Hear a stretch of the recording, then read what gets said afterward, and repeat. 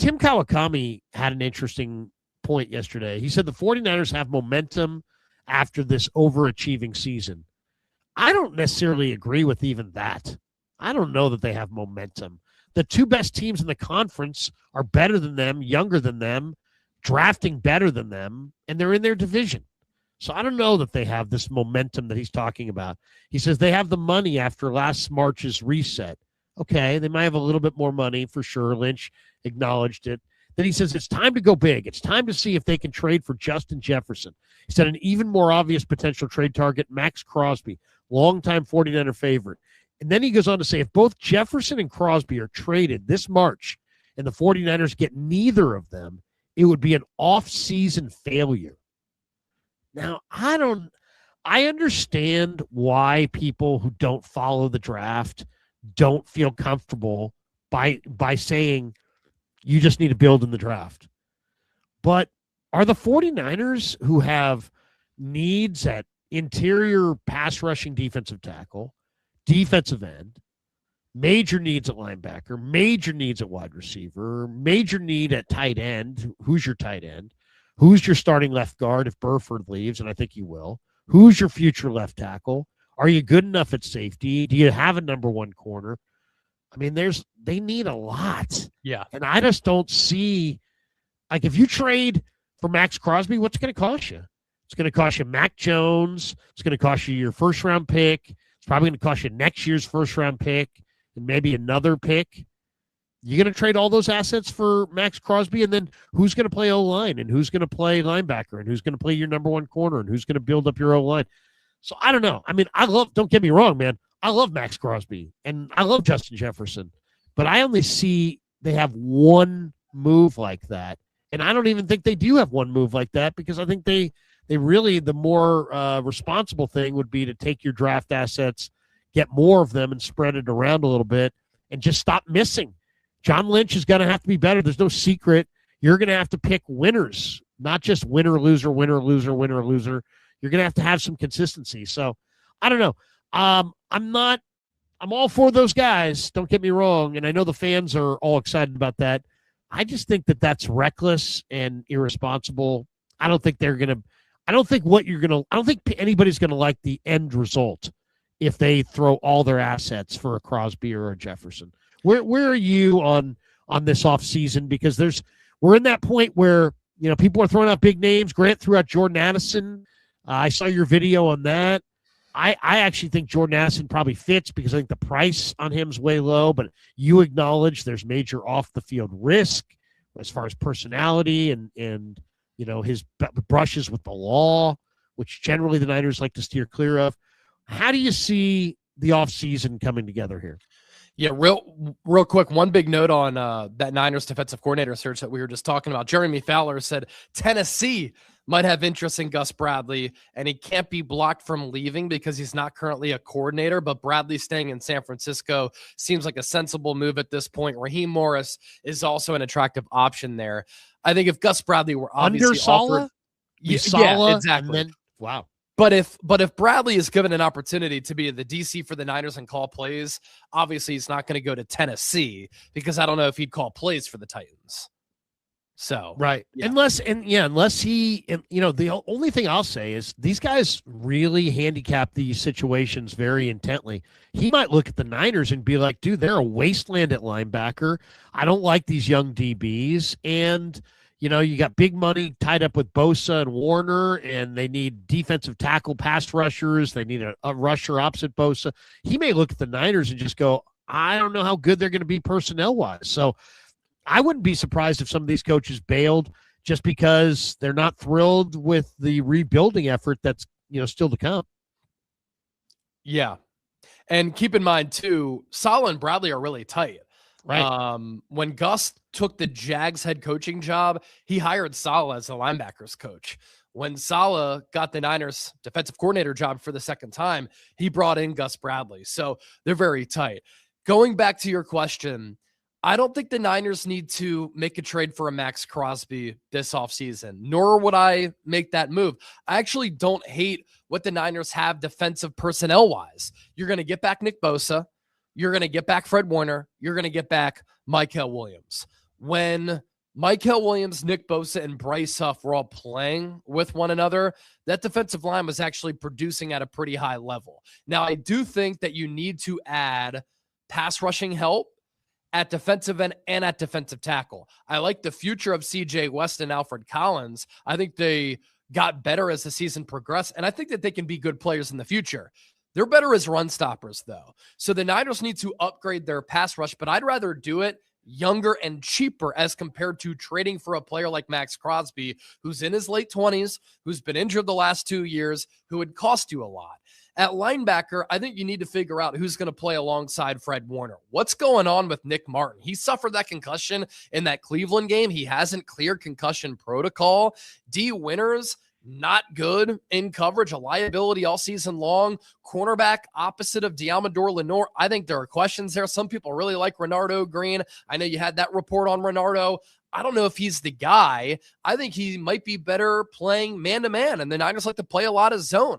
At safety, Malik Mustafa is a decent player, but he's better downhill. They desperately need a coverage guy at the safety spot. The good thing for San Francisco is on defense, I think they can address a lot of those needs.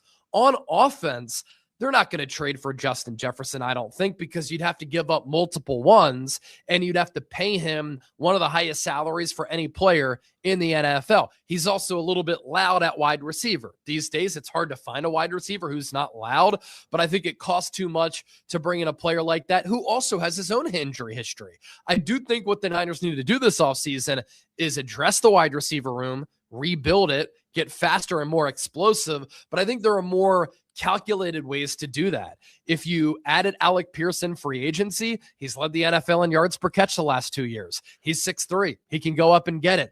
Barely drops the ball. I think he has 3 or 4 drops on 150 plus targets the last 2 seasons. That's a player that puts a threat into the Seahawks defense because he can take the top off. He can go up and get it. He's physical. He's a willing run blocker. He runs 4.4 and he's got great hands. And the last 2 years, he's been over 20 yards per catch. So you sign a player like that, for instance, in free agency. And then maybe you draft a wide receiver very early in the draft, like Casey Concepcion out of Texas A&M, who's really good at picking up yak. Do you show some interest in a Kyle Pitts or a Rashid Shaheed? That makes you athletic and faster on the offensive side of the ball. You also have to address the offensive line this offseason. I think the future of the Niners is predicated on whether or not they can bulk up and get better at center and left guard. I'm tired of watching Jake Brendel. Spencer Burford is not good enough. Plus, he's going to get paid in free agency because there are other teams who have a need at that left guard spot. So if you address center, left guard, you get faster, more explosive at wideout. You bring in a weapon like Kyle Pitts, introduce and play Jordan James a little bit. He showed some pop and was one of the lone bright spots in that divisional round game against Seattle. You protect Brock Purdy. You open up the ground game with that offensive line. Purdy has shown that he's an elite quarterback. That's the pathway for this offense to find success again. Early in the draft, what if you draft a Reuben Bain out of Miami? You pair him alongside Nick Bosa with Mykel Williams and those aforementioned rookies, soon to be sophomores, and Alfred Collins, CJ West. I like the makings of that defensive line. So I think all of these moves are doable. And John Lynch did say the other day, we plan to be more aggressive because they have more flexibility. And I hope that they are, because I think the Niners are a few moves away from once again being a bona fide Super Bowl contender, but they have to hit on these free agency signings and in the NFL draft, which is where they've lacked over the last couple of years. You know, they had a volume draft this last year and they had 6 or 7 guys play 300 snaps, but then they had 3 or 4 guys that were pretty high picks, like Jordan Watkins, Jordan James, that played less than 50 snaps and then didn't make any contribution. Intruso says Larry was spot on. Make Lynch president of football operations and let's get a real GM. The Niners have fallen behind the Seahawks and the Rams because they're missing in the draft, and they're hitting, but they're missing, and they're missing, and they're hitting, and they're kind of alternating hits and misses where John Schneider is hitting in succession. Yep. And now John Schneider's the executive of the year. Now he's got a deeper, younger, faster defense. Now he's got a better team. And the Rams have rebuilt their D-line post Aaron Donald, faster than the 49ers have. And they did it in a couple drafts with less needs. So I don't know. Do you think it's time for the 49ers to, first of all, if you're Jed, how much time are you giving this regime? How much time? John Harbaugh's out. Mike Tomlin's out. Nothing lasts forever in the NFL. How long does Shanahan and Lynch, if you're Jed, how long do those guys have before he yanks their sheets and says we're going in a different direction? They've been there this will be year 10. Yeah, you and I talked about this on KNBR the other night, and I was spitballing about it, and I would say, okay, they were brought to the Niners in 2017. Kyle Shanahan is now, alongside Sean McVay, the second longest tenured head coach in the NFL behind Andy Reid, because Mike Tomlin out after 19 years, John Harbaugh out after 18 years. So that's a long time to be with an organization, and in a league that also stands for not for a long. Kyle Shanahan's been around for a long time. So I would give them between 3 and 5 years to win a Super Bowl. You think about it. 2025 was the first year after the reset, right? 2026, you better be a Super Bowl contender. And if you don't win it in 2026, you better be right there in 2027. And if you're not at the peak of the mountain in about 3 years after you've gone through the reset of your organization and you were given some leeway after what happened in 2024 when you went 6-11, then at that point, I think you have to reassess the leaders of your organization at head coach and at general manager. Hit like and subscribe. We're brought to you by Pig and a Pickle. We're also brought to you by Sleeper. We got this super from 49er Frank. More likely move, 49ers trade up or trade back. You mentioned Reuben Bain. I think the only way they get their hands on Bain is if they traded Mack Jones and their first-round pick and probably a high pick either this year or next year in addition. Then they might be able to get into the top 5, and that's where Reuben Bain's going to go. I might consider doing that just because I think Bain and Bosa would really be an awesome combination. Yeah. And Bain's safe. I mean, he's great against the run, great against the pass. I know he's got short arms, but he's a terrific player. What do you think? I mean, where are you? Were you thinking that trade? Because Bain's going to go top 5. Are you thinking trade up that high? And would you trade Mack Jones or would you keep Mack Jones? So I'm looking at the NFL draft order right now. I think it's pretty inevitable that the Raiders go Fernando Mendoza at number 1, right? But in a very thin quarterback class, are there rookie quarterbacks that a team could get who are better than Mack Jones? I don't think so. And so with that, does that drive the asking price up for Mack Jones if the Niners trade him and also their first-round pick to give that acquiring team a first-round selection? So you look at the Jets. They need a quarterback. They're there at number 2. The Arizona Cardinals inside the division. They have no quarterback. They're at number 3. Tennessee Titans, they have Cam Ward at number 4. New York Giants, they have a quarterback. They're there at number 5. Cleveland Browns do not have a quarterback unless they go with Shedeur Sanders. They're at 6. Commanders have a quarterback with Jaden Daniels. They're at 7. Saints have Tyler Shuck. They're at 8. Chiefs have Patrick Mahomes. They're at 9. Cincinnati Bengals there at number 10. So inside that top 10, there are some quarterback needy teams where Mack Jones could be a pretty good option for those teams who don't want to overdraft a rookie quarterback.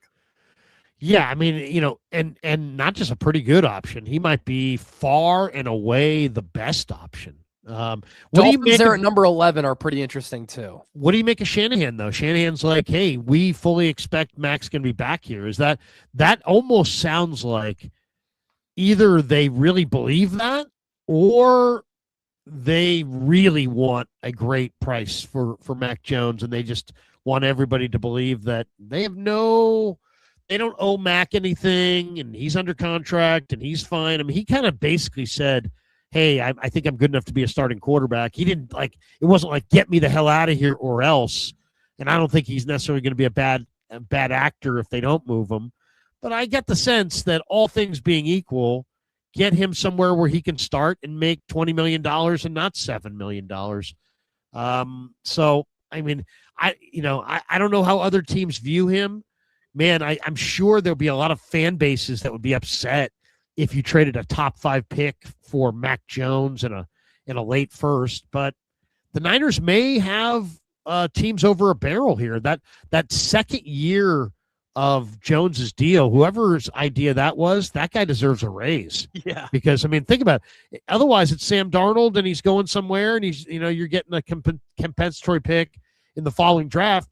Now you have a guy who's valuable. He's probably one of the most valuable gettable quarterbacks in the market, college or pro, as far as draft or free agency. And his $7 million price tag for the first year makes him even more attractive. In a way, I almost feel like that contract added to Jones and then the supply and demand factor. I think, the people that are like, well, you might get a third-round pick. No, dude. You're going to get a second-round pick and a player, and you might be able to get a late first-round pick, and you might be able to trade up in the first round if you're willing to throw your first-round pick on the table with Mack. So there's a lot of very interesting dialogue that has to be had around Mack Jones, both in the Niner room but also around the league, because there's only one Fernando Mendoza, and I'm looking at the rest of the quarterback class, and it's Ty Simpson. You like Ty Simpson? After that, it's like Trinidad Chambliss, Garrett Nussmeier, Carson Beck, Cade Klubnik. I think Mack Jones probably is in line in front of those guys. I agree. And I think because it's a thin quarterback class, all that does is drive up the asking price and the demands from the Niners for a Mack Jones trade. And my ears kind of like perked up a little bit when I heard the Niners talking about Jauan Jennings and Mack Jones, right? John Lynch got a little bit emotional talking about Jauan Jennings. Jauan Jennings talking about leaving the Niners potentially and his Niners career, locker room cleanout day, got a little bit emotional. But what did Lynch say? Lynch said, we would love to have Jauan Jennings back. If we can work something out, that'd be great. But I think it all comes down to the price. If a team is offering Jauan Jennings 18 to 21 million, no way the Niners are going to bring him back at that price. Kyle Shanahan on Mack Jones. It'd be hard to see him not on this team next year. Well, if a team offers you a first-round pick or a second-round pick, you might be dumb to not trade away Mack Jones. And that's coming from me, where I've said the best security in the NFL is quarterback security. Brock Purdy has a little bit of an injury history. You saw what Mack Jones did without Purdy this year. Niners don't win 12 games without Mack Jones. They don't make the playoffs without Mack Jones. They went 5-3 without Purdy, and Mack played really well. But if you get offered a first or second round pick, I think you should move them, because that continues to help you build out your roster. What's your price tag? What's your walkaway price on JJ per year, AAV? I mean, I'd be willing to give him. I don't think he's worth it, but I'd be willing to give him 2 years at $16 million. That's 32. 2 years, $32 million, $16 million per year. Anything over that, I'm walking away. The Niners, by the way, in the playoff loss to Seattle, their wideouts combined for 3 catches for 24 yards, and 10 targets. And their receivers ranked 24th in the NFL in average separation at the time of catch or incompletion. So they desperately need more speed, and Jennings doesn't help you in that category. He's not fast at all. So, I mean, there's limits to what I love Jennings, and he's a culture player, and he's tough as hell and all this stuff. 2 years, $32 million is as high as I'm going, and if he needs more than that, and the way he got emotional at his locker seems to tell me that he understands that his market is going to exceed the Niners' appetite. And so I think he understands he's gone, and he's been here and only here his whole career. And I think that's what we were looking at when he was getting emotional there. I think he knows he's out the door, right? Yeah. What's your walk away? Yeah, I sense that as well. For me, it's like 15, 16 million. You can't overpay for Jauan Jennings. Look, he's been clutch. He's nicknamed Third and Jauan for a reason. He's made some iconic plays in big games. The touchdown to Christian McCaffrey that he threw in the Super Bowl, the touchdown to Christian McCaffrey that he threw against the Eagles. He's come through time and time again in some massive moments for the Niners, and he has a great rapport with Brock Purdy. Some of the anticipatory throws that Purdy has made to Jauan Jennings, like that's what a great quarterback wide receiver connection looks like. But he's slow, and he's not explosive, and he's not a number one. And I'm not willing to overpay for a number 2 or number 3 wideout. So 15 million, that's fine. 3 years for 45, I'd do it. If he wants anything more than that, I'd probably walk away from that. A.J. Brown, you cover the Eagles as well. Should the Niners be interested in A.J. Brown or steer clear of A.J. Brown? You know more about him and what he's about and how he's received in the room and why the nature of his discontent and everything that goes with it. What's your stance on A.J. Brown? Some people are saying, man, Niners got to knock on the Philly door for A.J. Brown and get him here. Niners need wide receivers, but what do you think? Is Brown a fit here? He'd be the best wide receiver that Kyle Shanahan has had since Julio Jones. And a lot of people like to compare A.J. Brown as being the modern day Julio Jones when you look at like the physique, the body type, and the playing style. Don't let A.J. Brown's numbers fool you. The Eagles offensive coordinator this past year was an absolute joke. And A.J. still had more than 1,000 yards despite all of the offensive struggles. And in 4 years in Philadelphia, he's gone over 1,000 yards every year. And he was an all-pro his first 3 years with the Eagles. He is a dynamic and elite player, a top 10 wide receiver in the game, whose speed is maybe down at least a little bit, but he's still explosive. He can pick up yards after the catch. And Kyle Shanahan's scheme, I think that Shanahan would be able to have a field day with finding ways to get him open. And I think that he would be a great addition. Now, a lot of people will say, we don't need a malcontent after the Brandon Aiyuk situation. But you want the Niners to trade for Jordan Addison? A.J. Brown has never been in trouble with the law. A.J. Brown doesn't have any concerns in that manner. The beat writers who cover A.J. all say that he is so beloved and respected inside that locker room. It's what he does on Twitter that a lot of people take exception with, and it's the fan base that gets very loud about him. So I think it'd be a great move for the Niners. I don't know if the Eagles would make it, though. They'd send AJ to a rival in the NFC when the Niners and Eagles next year are going to be Super Bowl contenders, and the Eagles would be helping out the Niners in the NFC. I think if they were to trade him, it would make sense to trade him to a team like Buffalo or a team like Baltimore. What's his price tag? Like what's Howie going to ask for? I'd say a second and a third. Second and a third. What do you think's going to go on with Aiyuk?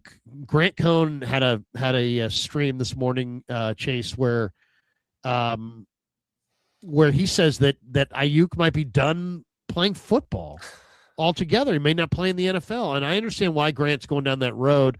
I don't know that there's anything real there, but what's your feeling on Aiyuk? Is the end game going to just be the Niners release him? I've also seen Bleacher Report had it the other day that the Niners trade Aiyuk to Buffalo for Keon Coleman and a 5th-round pick. God, after listening to Terry Padula or whatever the guy's name. Pagula, yeah. Pagula. I mean, that guy, Jesus. I mean, nobody's going to want to be there. I mean, that was one of the ugliest. You're going to throw guys under the bus that are on your roster and blame the coaching staff just because you want to stay with Brandon Beane. I mean, it's like, that was very unsightly.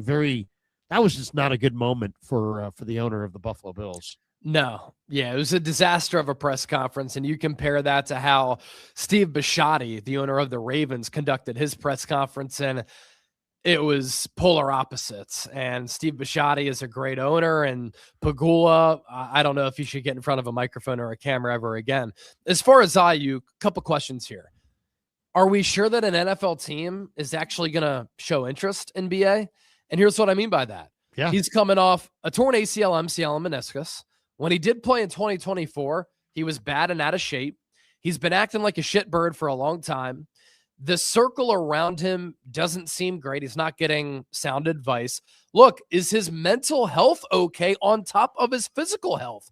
We don't know what he looks like as a football player, but does he care about football? Does he want to play football? If a team does trade for him, he's expensive, and he's been missing from the Niners for months. So if a team makes a trade for him, he is a massive unknown. They don't know who they're getting. So I know some Commanders fans are like, bring him to Washington. Him and Jaden Daniels, they're best friends. They played with one another at Arizona State. Maybe Jaden Daniels has some good insight on who BA is, and he can give a vote of confidence to the front office, but this is a massive unknown.